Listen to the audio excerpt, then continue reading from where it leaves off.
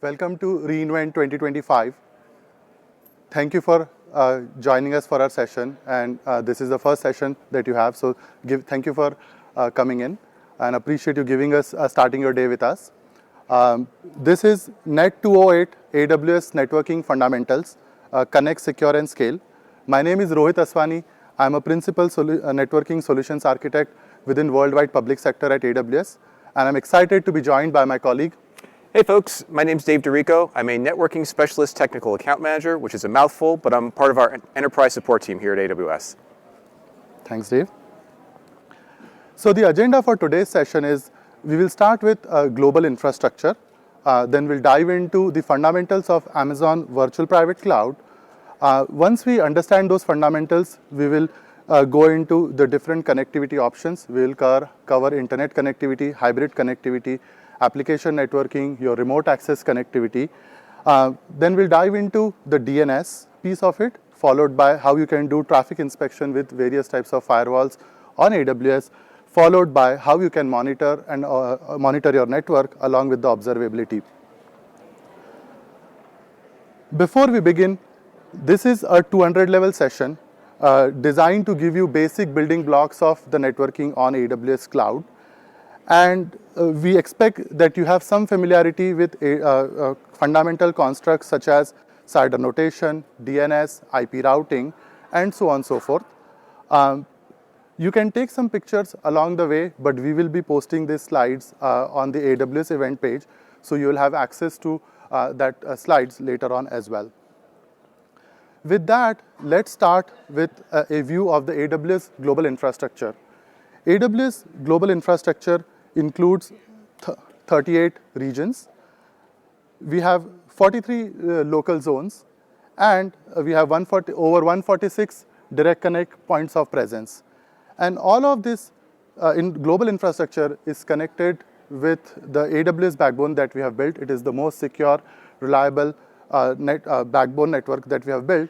And you can scan this QR code that will take you to the page on the AWS Global Network that you can take a look at it afterwards. Now let's zoom in a bit more into the construct of region.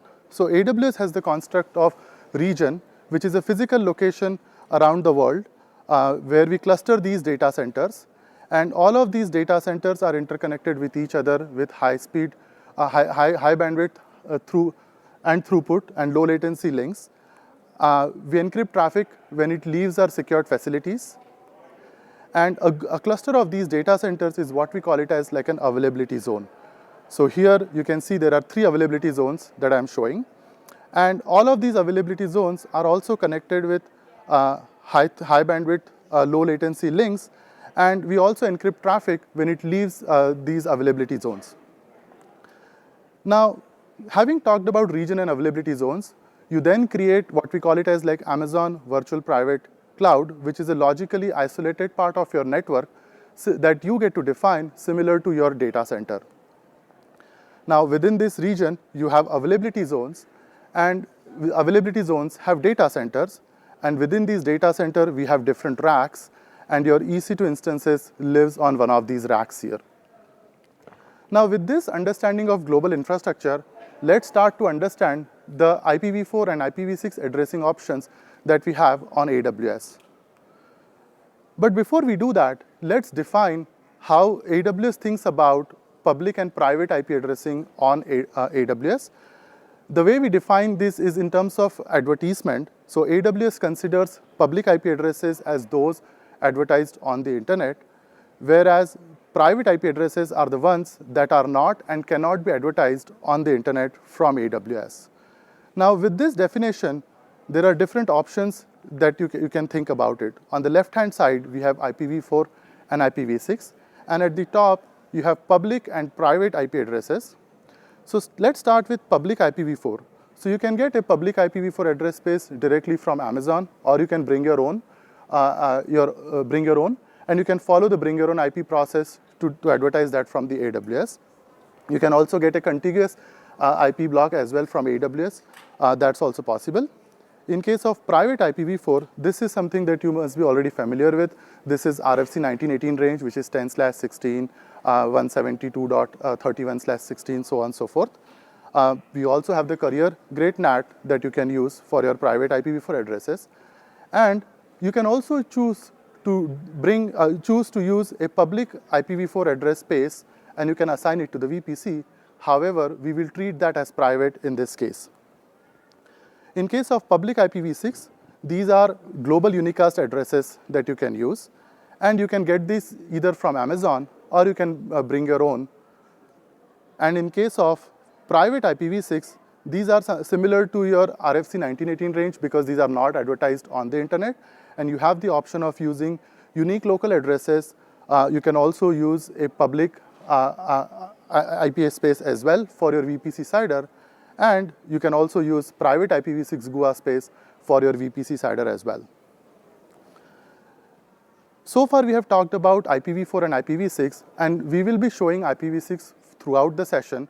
So what I'm going to do is we are going to define how IPv6 on AWS is supported. You have IPv6 configuration that you can define in two different modes. You can have a dual stack as well as IPv6 only. Then we have AWS public service endpoints that you use to access AWS services. And the last one is the private service endpoints powered by AWS Private Link, which we are going to see in the following slides as well. So as of today, we support 150 plus AWS services that support IPv6. Now you may be asking, where do I go find all these 150 services? So here's a QR code that takes you to a central page where we list all the AWS services that support IPv6.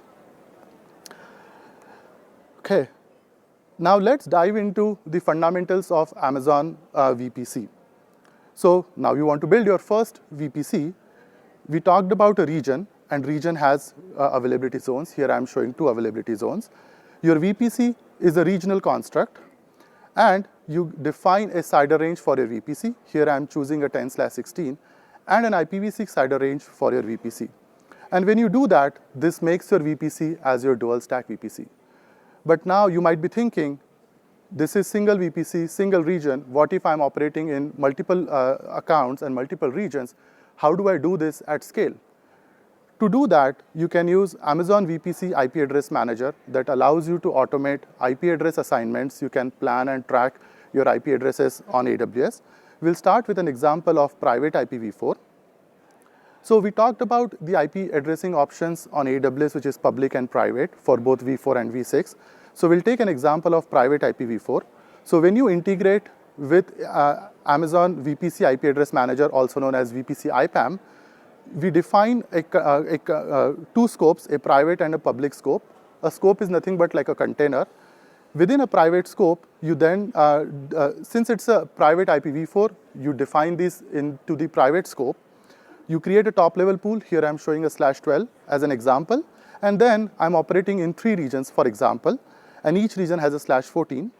Now, the way I'm dividing this IP address space is based on my organizational rules. So, for example, you have a dev pool and a prod pool. You can have many other pools like staging and test as well. And here I'm showing like a /16.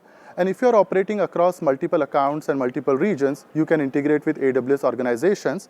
And you can share these environment pools such as dev and prod with different accounts, and then each application owner can go ahead and request a /24 as an example to get that IP address space. And you can do this across all different regions as well. Now, what about IPv6? So here's another example. I'm showing an example of bring your own IPv6 with GUA, which is an advertised space. So as I mentioned, you have different scopes. You put that in the public scope, and you can have the rest of the hierarchy as the same. Now, let's bring our dual stack VPC that we just built before and now apply these constructs. So you get this IP address range now from IPAM and assign it to your VPC. Within a VPC, then you create different subnets. Since we have IPv4 and IPv6 supported, you can have an IPv4 only subnet, you can have an dual stack subnet, and you can also have an IPv6 only subnet as well.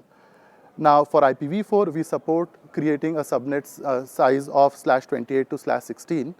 And in case of IPv6, we support anything from /44 to /64 in increments of /4, basically. Now, once you define these subnets, subnets are tied to a specific availability zone, as you can see, and you can have many subnets that can reside within the VPC. Now, each subnet has a route table associated with it. And when you have both IPv4 and IPv6 CIDR assigned to your VPC, by default, we add a local route within the VPC that allows you to connect with resources within the VPC. And you can see here a route table. There are other things that we will see how you can enable connectivity to internet and hybrid and so on and so forth. And we will talk about examples on how those route tables will look like.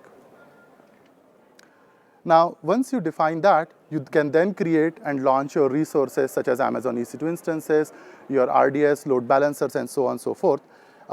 And when you do that, here I'm showing an example with dual stack and an IPv6 only subnet. Each instance gets an elastic network interface and it gets an IP address range from the subnet that it is created in. Once we create these instances, now instances also have some local services that are available to them. And for example, we have Amazon EC2 instance metadata service.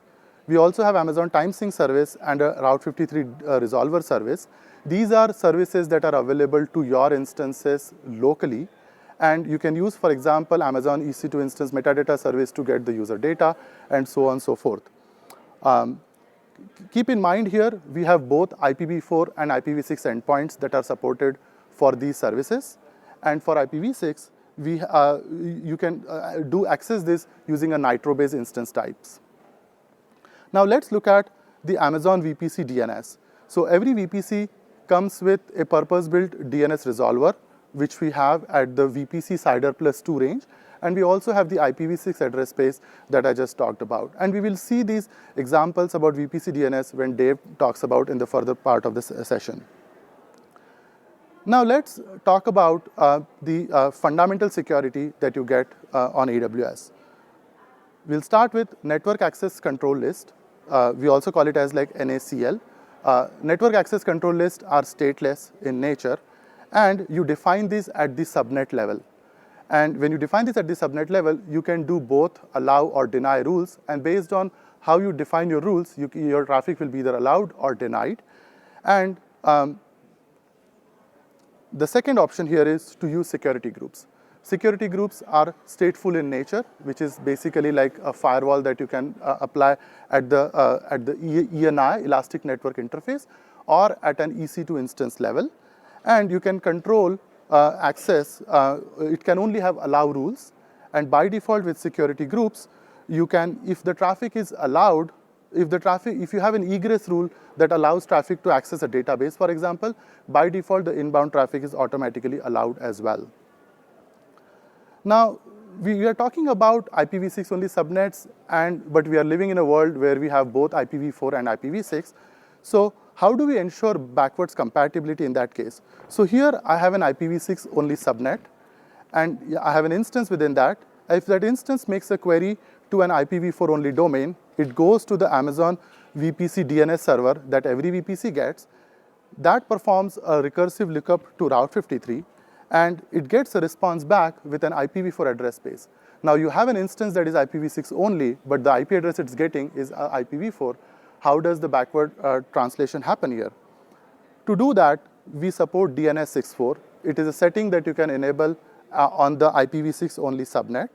And what this does is when it makes a query to the Route 53 DNS resolver, it gets a synthesized IPv6 address space in the hexadecimal format. So here you see a hexadecimal format of the same IPv4 address space that I got from that instance. Now, DNS64 is just for getting that address space that the instance can then reach out to. So we will see in the further slides in terms of how you can apply these constructs when you want to actually enable connectivity to an IPv4 destination. And with that, we will transition into talking about how you can establish connectivity to internet from your VPC. So we will start with public subnets. A public subnet is something that has a route table pointing to an internet gateway. So you create an internet gateway and associate with your VPC. You can then, this internet gateway does the translation of IPv4 to private IPv4 to to the public or the elastic IP of that instance, and you add a route into the VPC route table pointing to the IPv4 default route. And once you do that, your IPv4 instances can establish connectivity to IPv4 destinations. Similarly, in the dual stack subnet, you then add a default route for IPv6, and then it can also connect to IPv4 destinations. But for IPv6, it can also go via the same internet gateway. So internet gateway supports both IPv4 and IPv6 traffic. Keep in mind that here the translation that I'm talking about here, the one-to-one NAT that internet gateway is doing, it's for IPv4. Now we also talked about public IPv6 only subnets. So in this case, you can, as I mentioned, internet gateway can connect to IPv6 destinations. But in case of IPv4, what you can do is you create a NAT gateway, which is a network address translation service from AWS that allows you to translate traffic from IPv4, private IPv4 to the internet destination.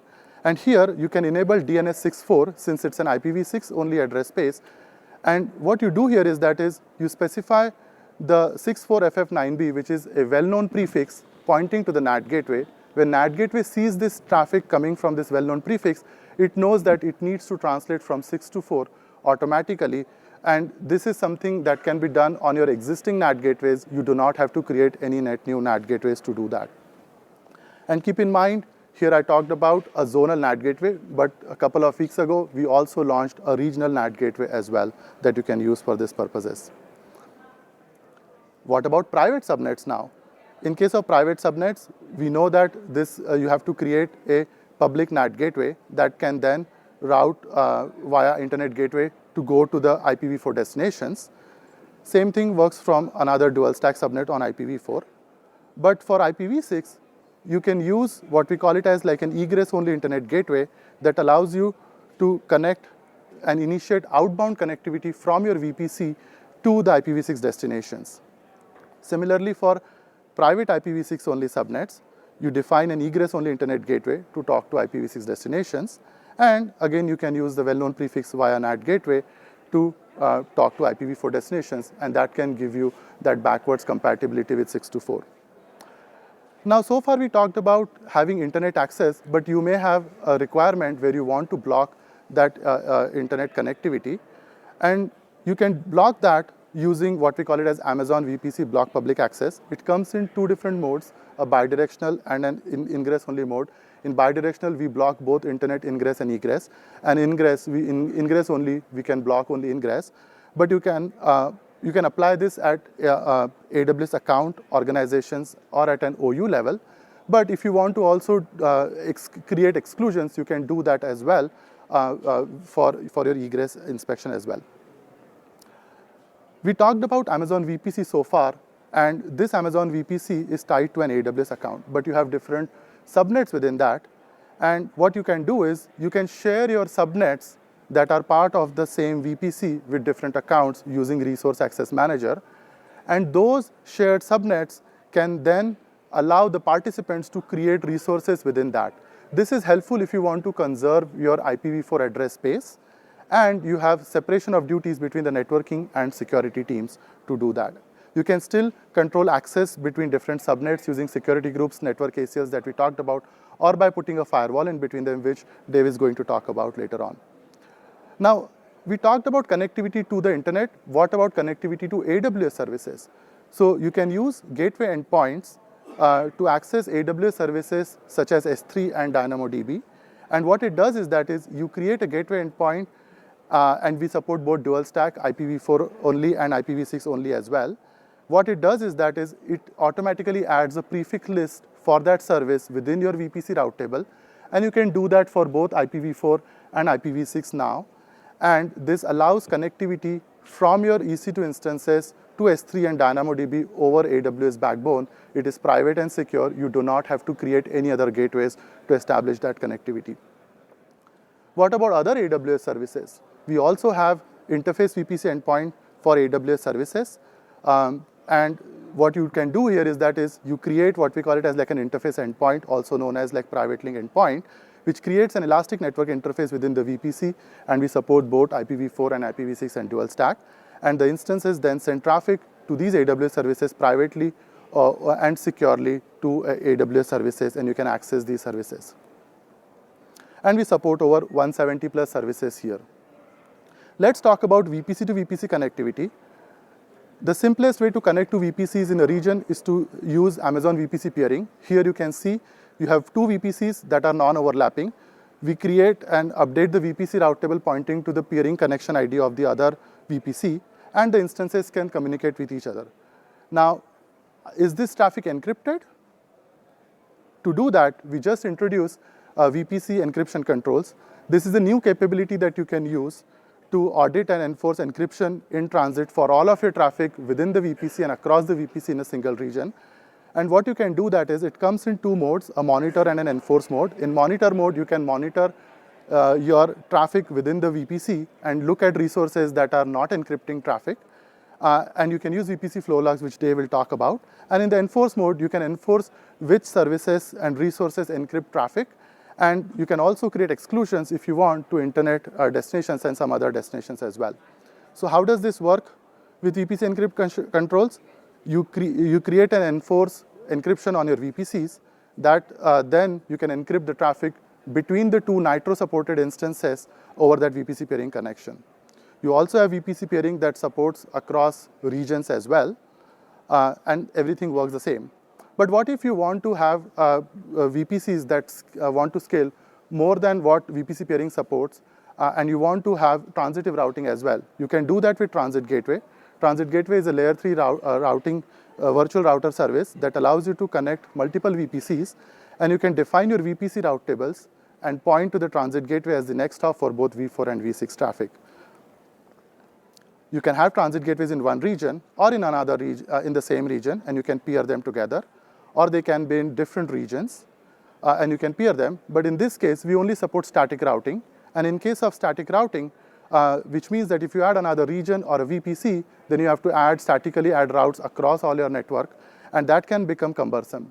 To address that challenge, you can use AWS Cloud WAN and build that global WAN connectivity to do that.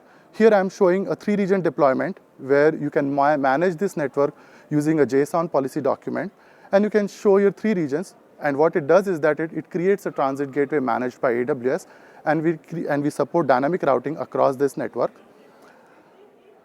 Cloud WAN also has a concept of segments, which is nothing but like a VRF that you folks might be familiar with. You can have these segments either globally, or you can have a regional segments as well. And you can also, resources that are, VPCs that are connected to the same segment enable connectivity, but you can prevent that communication by setting this flag. Then your VPCs can attach to the Cloud WAN, but the way you can do that is by attaching the policy, and you can define saying that if there is a specific tag, go ahead and associate to the specific segment to do that.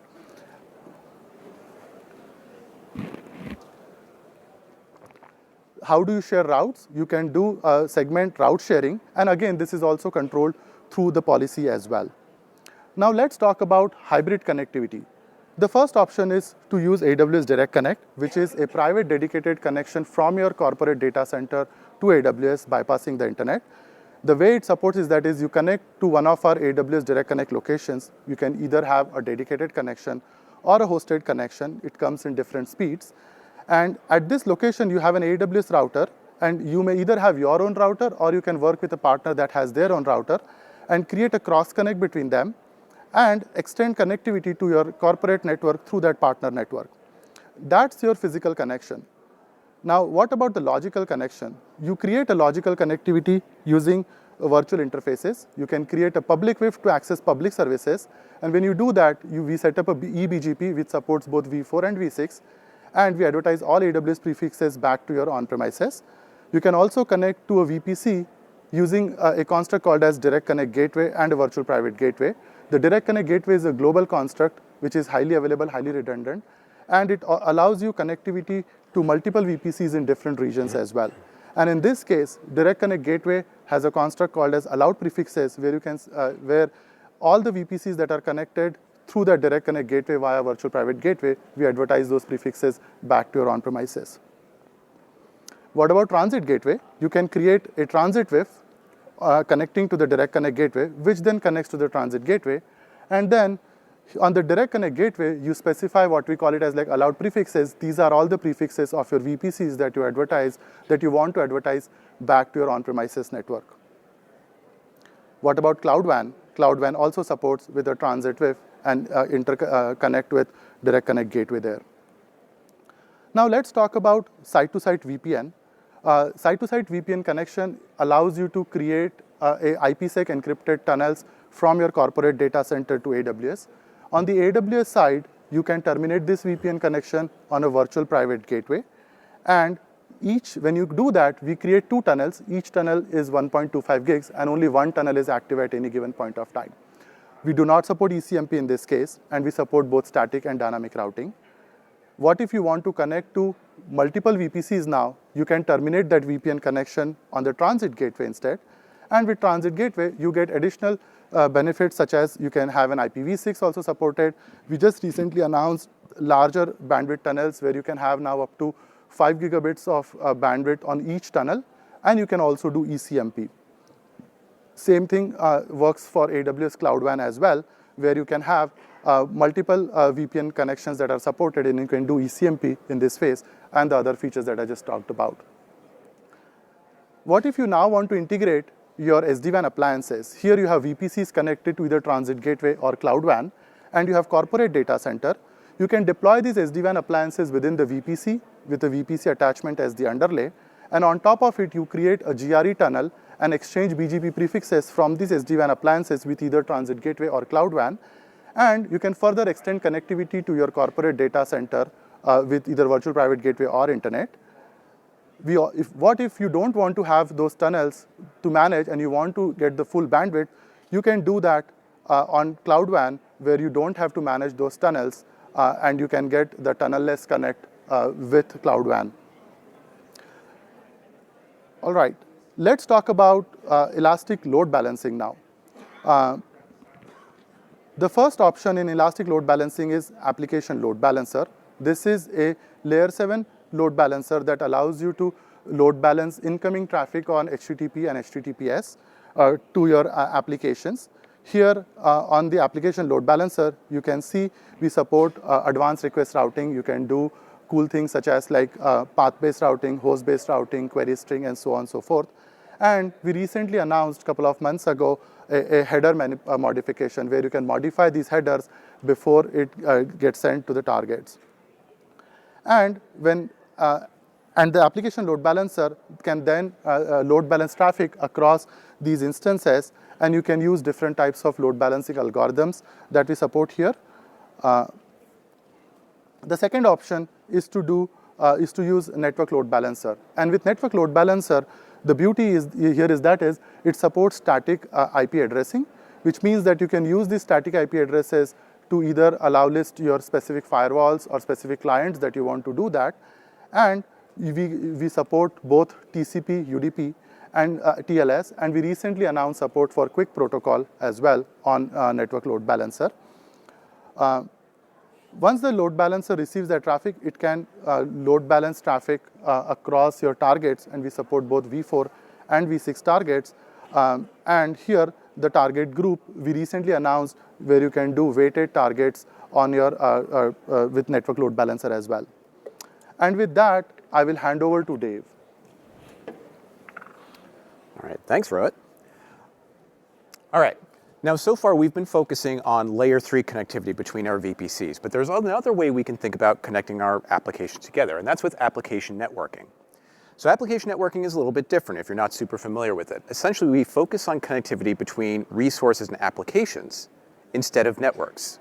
So to do that, we'll create an endpoint in our client VPC, and then that endpoint will be configured with listeners appropriate to our applications that we've got over on the provider side here.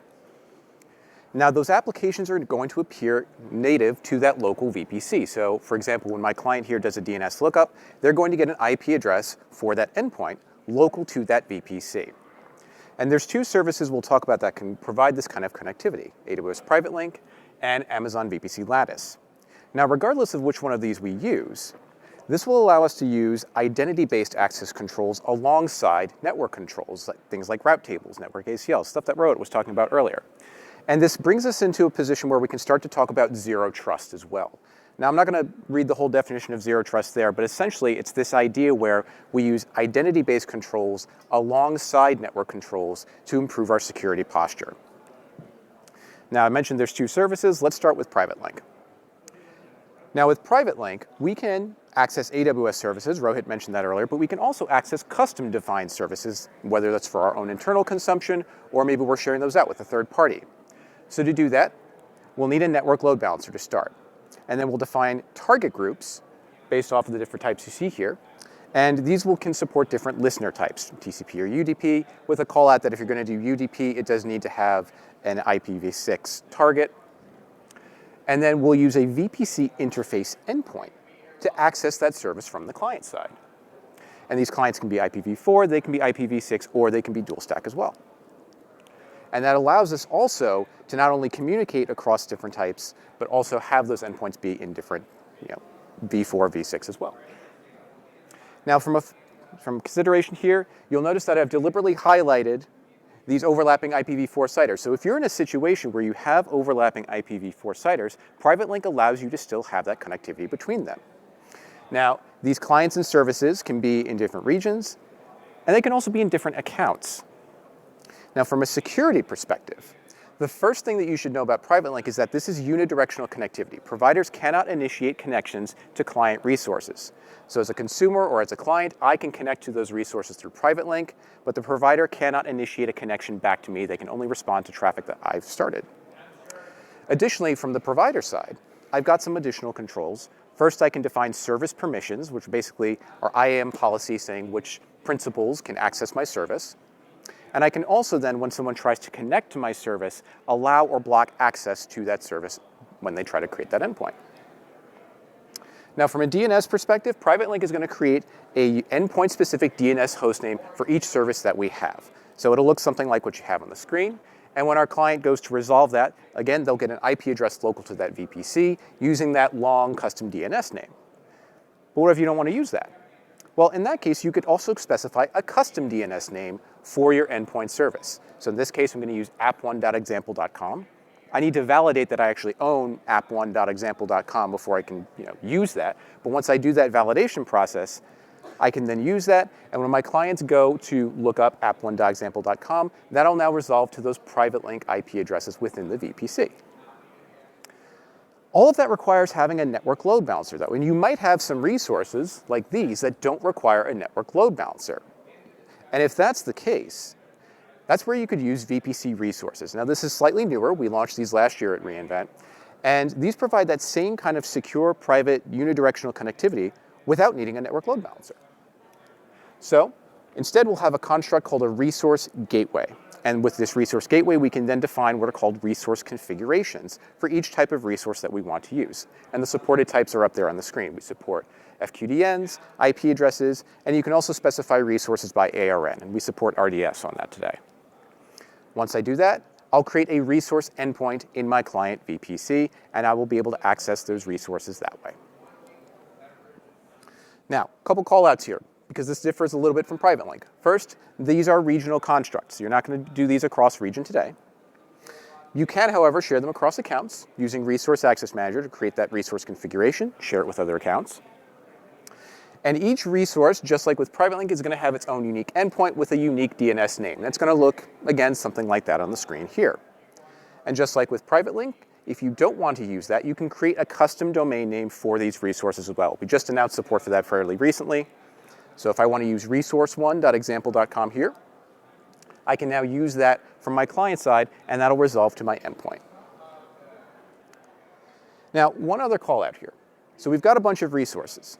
As I add additional resources or want to access additional resources, I'm going to need to create additional endpoints for each one of these, because this is functionally point-to-point connectivity. So that works at maybe a small scale, or if I've only got a few resources I need to access. But if I want to manage this at scale, or if I have a lot of resources and services I want to connect to, well, that's where VPC Lattice is going to come in. Now with Lattice, not only can we use those same resource configurations we just looked at, But we can also create constructs called services. I'm going to take a quick moment and talk about services here. So services, you can think of these as layer 7 constructs. They're very similar to what we talked about when Rohit covered application load balancer a few minutes ago. They're layer 7, HTTP, HTTPS, TLS. So we'll configure these services with listeners and target groups.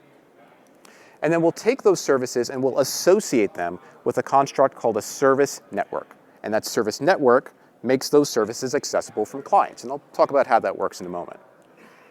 And we can also apply auth policies. And these auth policies are functionally IAM policy documents that we can apply either broadly at the service network level or at the individual service level instead. Now, from a client perspective, this is going to look pretty similar to what we saw before. I've got 2 client VPCs here. My first option is going to be a service network association. I can only have one service network association with a given VPC, but if I've only got one service network, that's a good way to go. And this works with route tables. So just like with a gateway endpoint, where it adds those routes into your route table automatically, the service network association works the same way. Otherwise, you can do a service network endpoint. And this endpoint is going to, again, use an IPv4 or an IPv6 address right out of your VPC there. Either one of those will allow you to connect to your service network, and you can apply those additional controls like security groups and network ACLs on top of that. So between the auth policies and these additional constructs, you're again going back to that idea of zero trust, where you're layering these additional ideas on top of each other. And both of these, like I said, will give you access to your service network. And finally, using those same resource configurations we looked at earlier, we can now tie all of this together into a single service network, so we can access our services and our resources, and both will be accessible via that service network endpoint and that service network association. So for scale, this is going to be your better option. Now, I've started talking a little bit about DNS as well.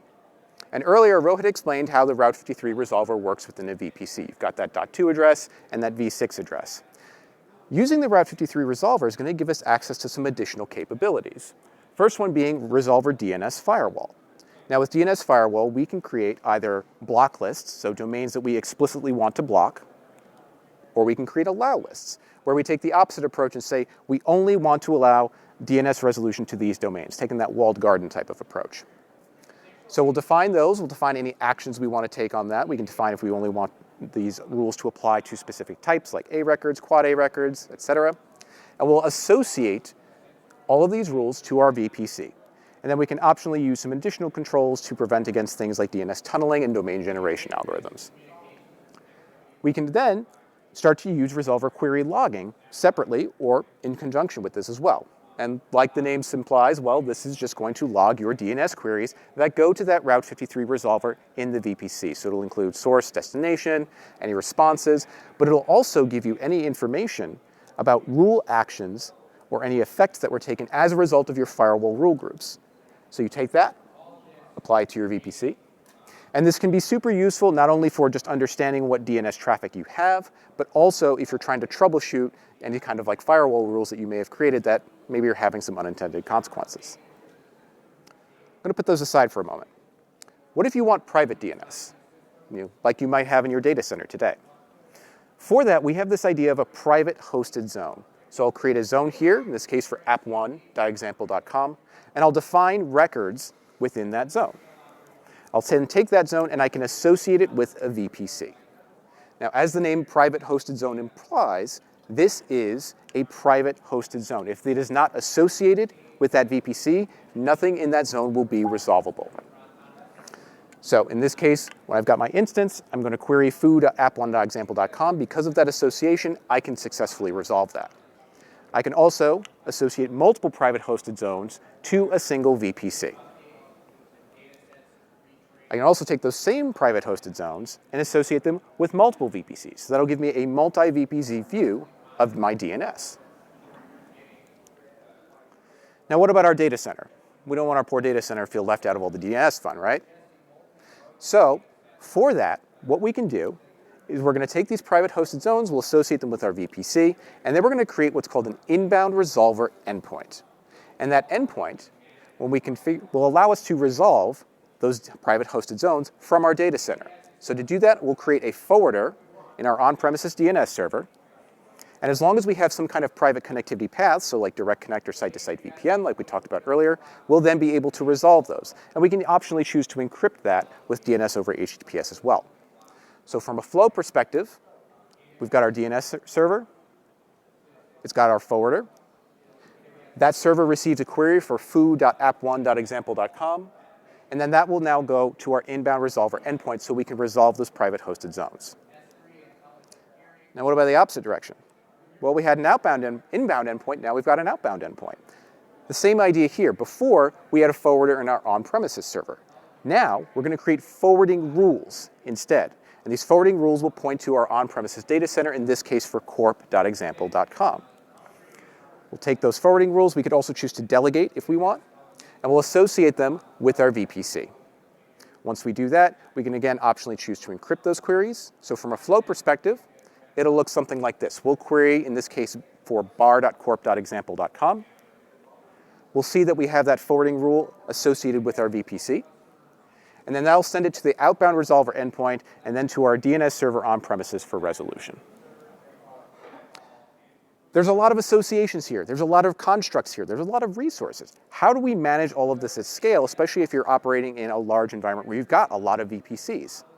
So for that, you can take all of these and put them into what's called a Route 53 profile. We actually just added support for resolver query logging, like you can see there. Once you do that, instead of having to manage each of these separately, you can take this one profile and associate it with many VPCs, either within your same account or across multiple accounts using Resource Access Manager, giving you that complete multi-account view of your DNS. So we talked about DNS firewall, and earlier Rohit was talking about some of the basic security concepts, but when we think about our environment too, we'll probably want to think about adding a firewall in somewhere. So there's a couple of different places we might do that. We might want to add a firewall to inspect traffic between VPCs, maybe between subnets, maybe on-premises, in or out, to or from our data center, or out to the internet. Now, with the internet, let's use that as an example. It would probably look something like this. I've got a workload in a private subnet. I've got a NAT gateway in a public subnet. And ideally, I want to place my firewall right in the middle there, in some kind of an inspection subnet. Now, there's two approaches we can take, depending upon what we want to use to actually do that traffic inspection. So to get things started, if you're using third-party firewall appliances, you could use AWS Gateway Load Balancer. So Rohit talked about two types of load balancer earlier. This is a third one, but this is specifically designed for third-party appliances to provide native load balancing. How it works, we've got our load balancer.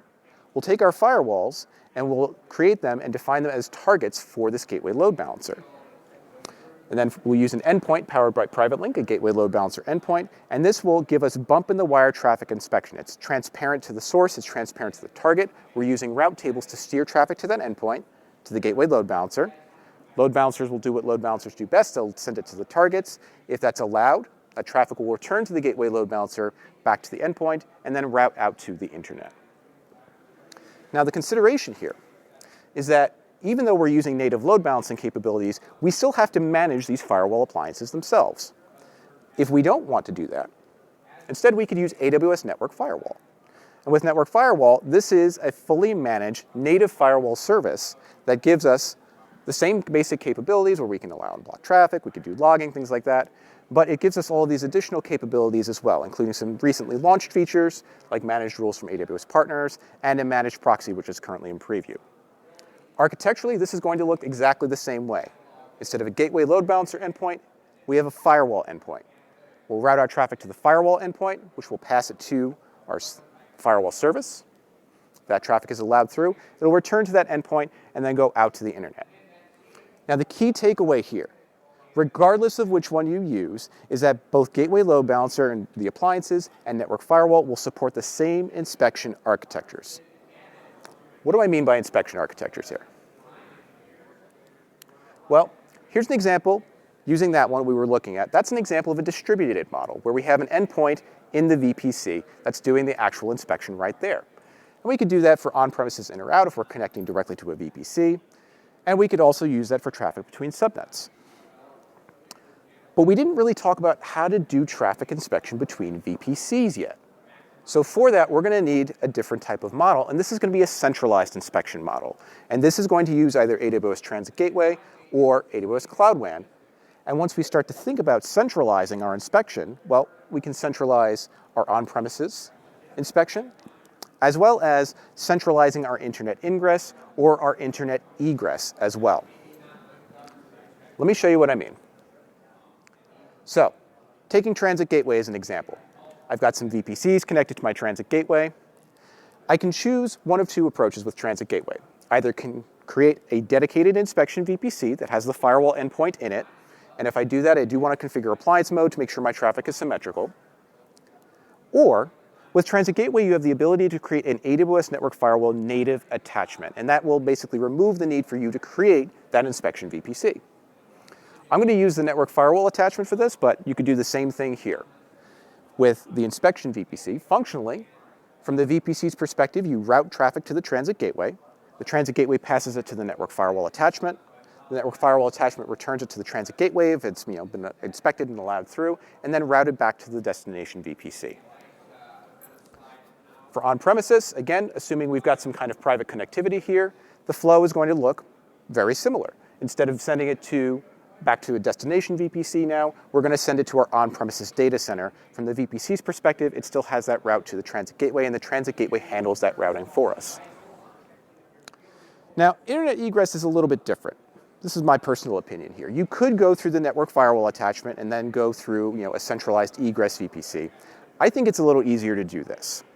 So we'll take our inspection VPC, and we'll add a NAT gateway, and we'll add an internet gateway so we have a path out to the internet.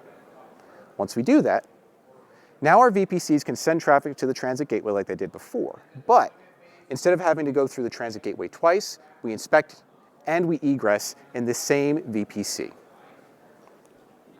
Now that was with Transit Gateway. Cloud WAN is pretty much the same thing. So with Cloud WAN, earlier we talked about how you can have different segments there. We'll attach our VPCs and our connectivity to our segments. And then we'll create what's called a network function group. And this is a special kind of segment specifically designed to manage the routing for these firewall appliances for us. And we'll attach that inspection VPC to the Cloud WAN network function group. We don't have the native attachment available today. But from a flow perspective, it's going to look largely the same. So again, we send our traffic, in this case, to our Cloud WAN core network. That core network routes it to the inspection VPC, gets inspected by that endpoint, returns back to the core network, and then routes it to the destination VPC. For on-premises, same thing. We're going to go through our core network. The inspection endpoint takes care of the inspection for us, and then routes it back to our on-premises data center.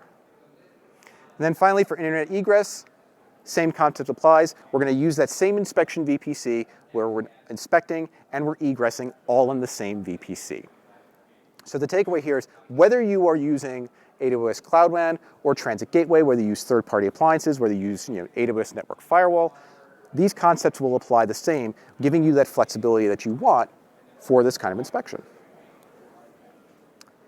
Let's take a quick moment to detour and talk about remote access.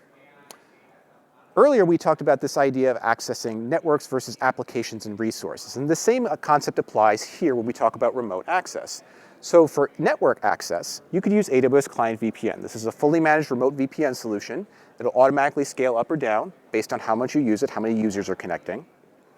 And how this works, you can define multiple authentication options, including certificate-based auth. And then once you do that, you can create authorization rules. And these rules will allow you access to specific networks based off of the authentication information that the VPN receives.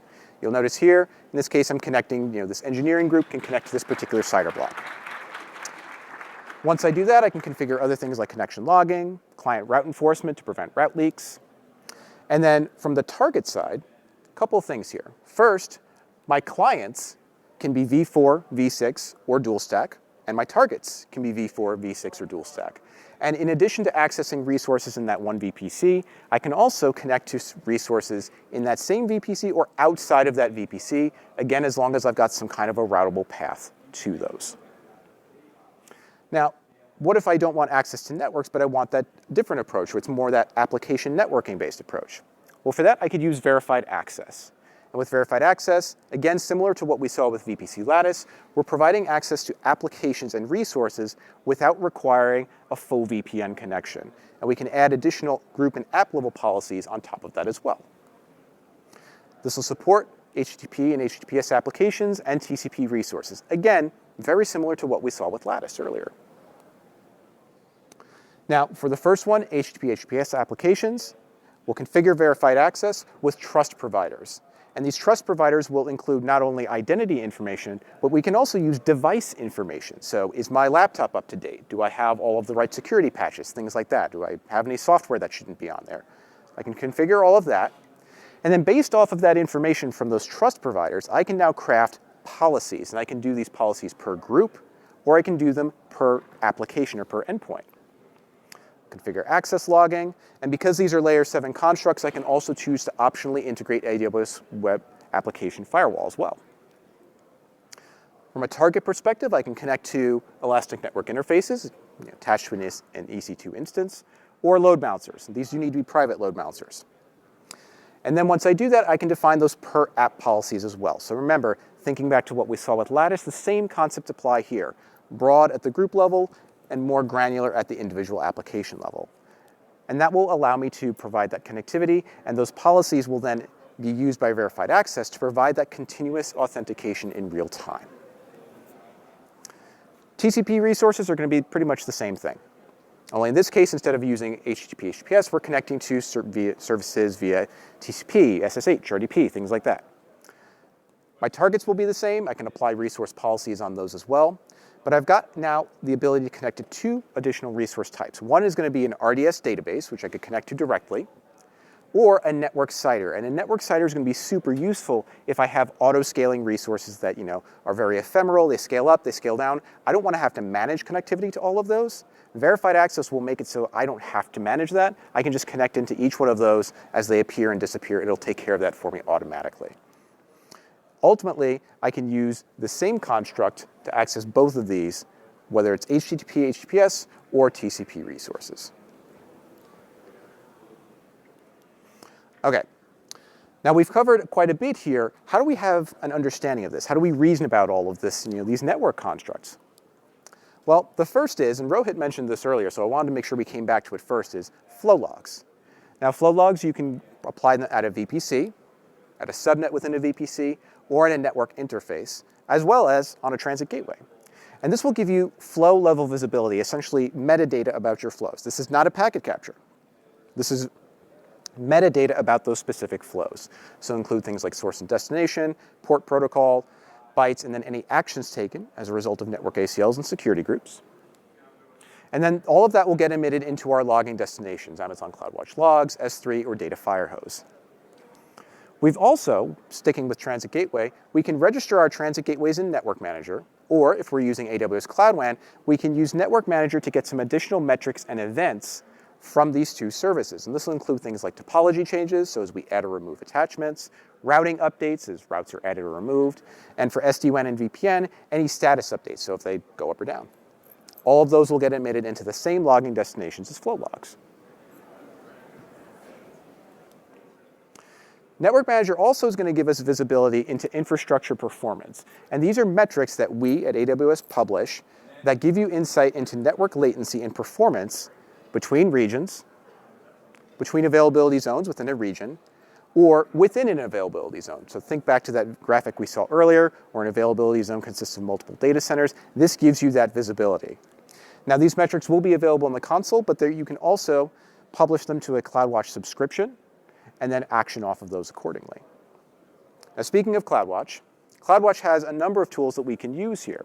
So for starters, let's say I've got some public internet resources, a CloudFront distribution, workspaces, a public-facing VPC.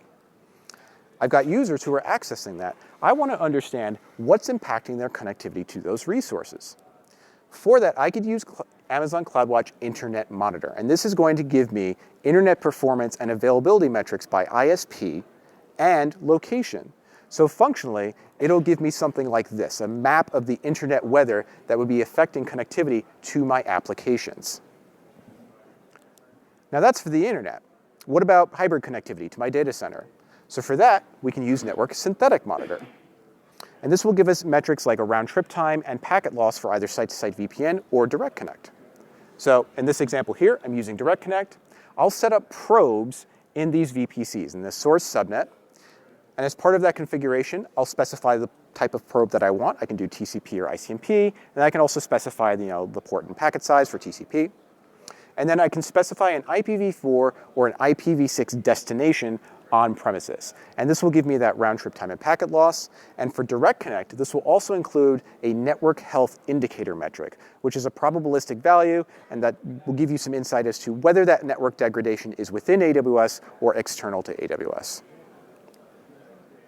Sticking with CloudWatch, we've also got Network Flow Monitor. And this is designed for traffic within AWS. And this will give you performance and availability metrics about specific network flows by installing agents either on EC2 instances, or you can also apply this onto your EKS clusters. Once you do that, you'll specify local or remote resources. And these can be any of the resources you see here: a region, a VPC, an availability zone, a subnet within a VPC. It could be a remote region. And it could also be AWS services like DynamoDB and Amazon S3. And this will give you TCP metrics, a network health indicator, just like we had with Direct Connect a moment ago, as well as bytes transferred, so you can see what that flow looks like. Now, what about troubleshooting? We've got a lot of components in here, right? So if we even just take this example here where we've got a load balancer targeting an elastic network interface on a VPC, well, there's a lot of things that could go wrong in the path, right? There's route tables, there's security groups, there's those network ACLs. So if we want to troubleshoot this is where we could use a tool called VPC Reachability Analyzer. And this gives you hop-by-hop visibility of the path between a source and a destination that you specify. And crucially, it'll also tell you if there's anything in the path that is blocking connectivity from that source to the destination. In this case, it's a security group on my application load balancer that's not allowing that traffic through. So in addition to load balancers, Reachability Analyzer supports all of these intermediary components like network firewall, transit gateways, peering connections. And ultimately, this is going to be the best tool in your sort of tool bag here for fine-grained troubleshooting if you've got a specific case you're trying to solve. Stepping back a little bit more, if you want to understand if there are any unintended paths to access your network, you can use Network Access Analyzer. And with that, you define what are called network access scopes. Examples here, maybe you turned on VPC block public access. You want to understand the impact of that. Or you want your instances to only be reachable via a load balancer but not publicly facing any other way. So you define this intent, and then Network Access Analyzer takes that intent and uses automated reasoning to determine whether there are any unintended or non-compliant paths that don't line up with that access scope. So this is going to be best for that broad evaluation within an account or within a region. Okay, we're just about at time here, and we have covered a lot in the last hour. We could easily have spent a whole hour on each one of these topics. But fortunately, there are a whole bunch of sessions that are running this week. If you're catching this later or somewhere else, you might be able to catch some of these on YouTube as well. Please take a moment, grab a photo of this. These sessions are ones that Rohit and I picked out specifically. They dive deeper into additional networking topics that we've started and kind of covered here today. And you can find all of the information that you want to find out about these, where they are, times, etc., in the session catalog. I'll leave this up for just another moment, give folks a chance to grab a photo. And with that, I want to say thank you all so much for joining us. Thank you for starting your reInvent week with us. I hope you have a wonderful rest of the week. And if you have any questions, we'll be around. Thank you so much.